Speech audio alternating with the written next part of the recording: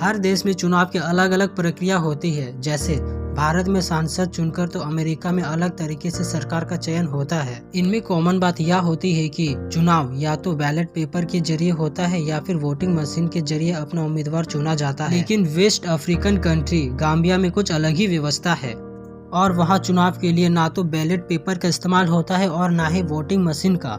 वहाँ वोट डालने की अलग ही व्यवस्था है और वहाँ कंचों के जरिए चुनाव किया जाता है। तो आइए जानते हैं गाम्बिया में आखिर किस तरह चुनाव होता है और किस तरह से उम्मीदवारों का चुनाव होता है। चुनाव में कंचों का किस तरह इस्तेमाल होता है और किस तरह वोट डालते हैं और फिर कंचों को किस तरह गिनकर उम्मीदवारों का चयन किया जाता है।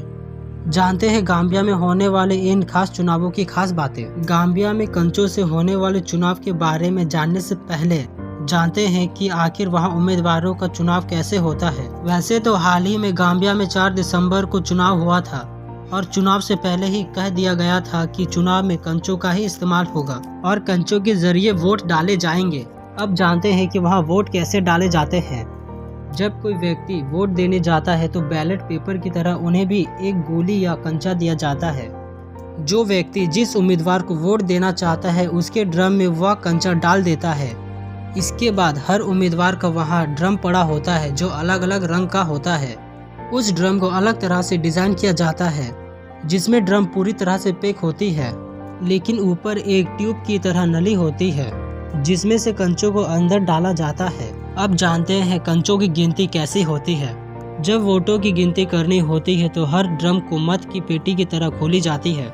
इसके बाद ड्रम में पड़े कंचों को गिना जाता है और जितने कंचे होते हैं वो बताते हैं कि कितने वोट पड़े हैं।